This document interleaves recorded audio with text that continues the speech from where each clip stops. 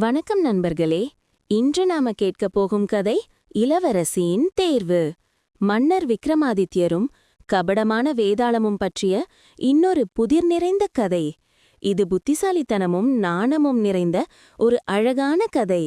ஆகவே அமைதியாக அமர்ந்து கேளுங்கள், ஆரம்பிப்போம். ஒரு இருண்ட இரவிலே மன்னர் விக்ரமாதித்யர் காடு வழியாக நடந்து செல்லும்போது அவரது தோளில் வழக்கம்போல் வேதாளம் அமர்ந்திருந்தது. மரங்களின் நிழல்கள் ஆடின, நிலவொளி வழிகாட்டியது, காற்றில் மெல்லிசை ஒலித்தது. அப்பொழுது வேதாளம் சிரித்துக்கொண்டு சொன்னது, விக்ரமாதித்யா, இன்று நான் உனக்கு ஒரு புதிர் சொல்லப் போகிறேன். அதற்குள் மறைந்திருக்கும் கேள்விக்கு நீ பதில் சொல்ல வேண்டும். அதுவே கதையைத் தொடங்கியது. ஒரு மாபெரும் அரசர் ஒரு நாள் தனது அழகான மகளுக்கு பொருத்தமான கணவரை தேடினார். அந்த இளவரசி அழகிலும் அறிவிலும் சிறந்தவள். மன்னர் தன் மகளுக்கு சிறந்த துணை யார் என யோசித்தார். 3 இளைஞர்கள் திருமணத்திற்காக முன்வந்தனர். முதலொருவர் வீரன். அவன் தைரியசாலி, யுத்தத்தில் வல்லவன், அரசையும் இளவரசியையும் பாதுகாக்கக்கூடியவர். இரண்டாவது கலைஞன். அவருடைய கலை, இசை, ஓவியம், கவிதை எல்லாமும் மகிழ்ச்சியை தருபவை. அவர் வாழ்க்கையை அழகாக மாற்றுவதாக வாக்குறுதியளித்தார். மூன்றாவது அறிவில் சிறந்த ஞானி. அவன் அறிவிலும் தத்துவத்திலும் பெரியவன். அரசாட்சியை நியாயமாகவும் அமைதியாகவும் நடத்தக்கூடிய அறிவு அவரிடமிருந்தது.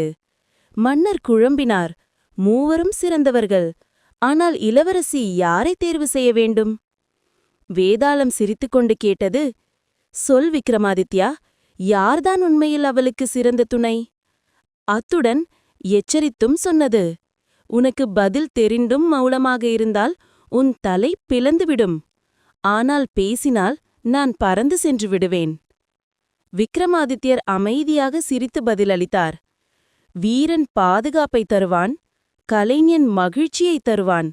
ஆனால் புத்திசாலி அவர் வாழ்க்கைக்கும் அரசாட்சிக்கும் வழிகாட்டுவான். அறிவு இருந்தால் அமைதி, செழிப்பு, நியாயம் அனைத்தும் வரும். ஆகையால் இளவரசி புத்திசாலியை தேர்வு செய்வது சரி. அதை கேட்ட வேதாளம் பெருமூச்சுடன் சிரித்தது. ஹஹஹா, விக்ரமாதித்யா, நீ மீண்டும் சரியான பதிலையே சொன்னாய். உன் புத்தி நிலவைக் காட்டிலும் பிரகாசமானது. ஆனால் நீ பேசிவிட்டாய். எனவே நான் பறந்துவிட வேண்டும். அத்துடன் வேதாளம் காற்றைப் போல பறந்து தன் பழைய மரத்துக்குச் சென்றுவிட்டது. அதனால் மீண்டும் விக்ரமாதித்யர் திரும்பிச் சென்று வேதாளத்தை பிடித்து வந்தார். ஒவ்வொரு முறையும் புதிய புதிர், புதிய சோதனை. ஆனால் ஒவ்வொரு முறையும் விக்ரமாதித்யரின் நாணம் வெற்றி பெற்றது. இதுவே இன்றைய கதை நண்பர்களே. மீண்டும் அடுத்த கதையில் இன்னொரு புதிர், இன்னொரு அறிவின் சோதனை. அதுவரைக்கும் நன்றி, வணக்கம். ரொட்டியும் கனவுகளும்.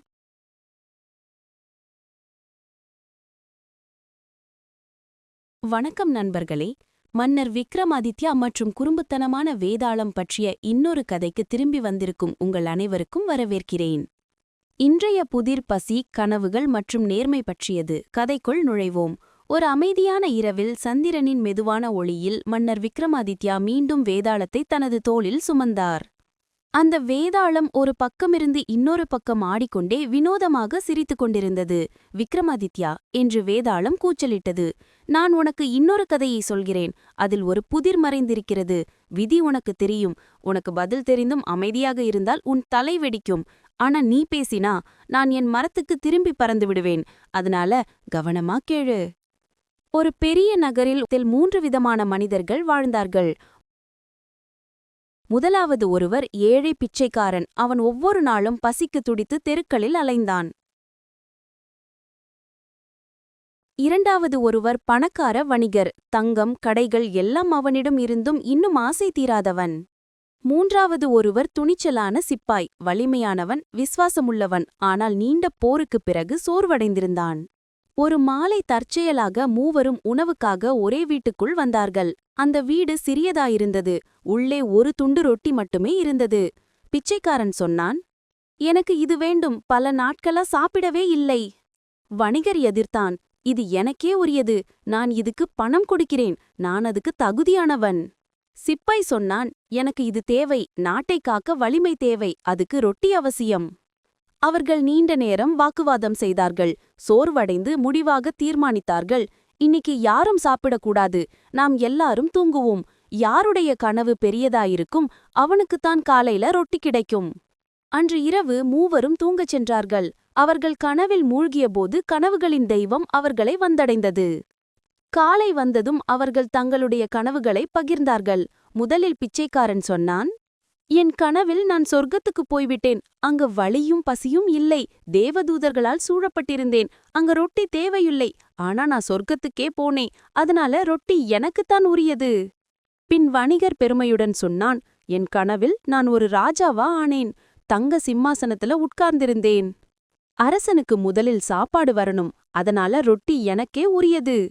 இறுதியில் சிப்பாய் புன்னகையுடன் சொன்னான், என் கனவில் நான் ஒரு பெரிய போரில் போராடி வென்றேன். வெற்றி எனது. ஒரு போர் வீரனாக எனக்கு வலிமை தேவை. அதனால ரொட்டி எனக்குத்தான் உரியது. அங்கிருந்த மக்கள் எல்லாரும் குழப்பமடைந்தார்கள். ஒவ்வொருவரின் கனவும் பெரியதாயிருந்தது. யாருக்குத்தான் ரொட்டி கிடைக்கணும் என்று யாருக்கும் புரியவில்லை. அப்போது வேதாளம் சிரித்துக்கொண்டு சொன்னது, சொல் விக்ரமாதித்யா, உண்மையில் ரொட்டிக்கு யார் தகுதியானவர்? மன்னர் விக்ரமாதித்யா சிரித்து பதிலளித்தார், பிச்சைக்காரன் சொர்க்கம் பற்றி சொன்னான். அதாவது அவன் ஏற்கனவே பசியிலிருந்து தப்பிச்சிட்டான். சொர்க்கத்தில் ரொட்டி தேவையில்லை. வணிகர் ராஜாவா கனவு கண்டான். ஒரு ராஜாவுக்கு ஒரு துண்டு ரொட்டிக்காக கவலைப்பட வேண்டிய தேவையில்லை. ஆனா அந்த சிப்பாய் பாருங்க, அவன் நாட்டுக்காக சண்டையிட்டு உயிரை பணயம் வைக்கிறவன். அவனுக்குத்தான் வலிமை தேவை. அந்த வலிமையை தரப்போவது அந்த ரொட்டிதான். அதனால ரொட்டி சிப்பாய்க்குத்தான் உரியது. அதைக் கேட்டு வேதாளம் உரக்க சிரித்தது.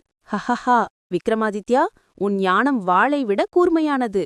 உன் பதில் சரி, ரொட்டி சிப்பாய்க்குத்தான் சொந்தம். ஆனா நீ பேசிட்ட, அதனால விதி போல நான் என் மரத்துக்கு திரும்பணும். அதனுடன் வேதாளம் பறந்து இரவின் வானில் மறைந்தது.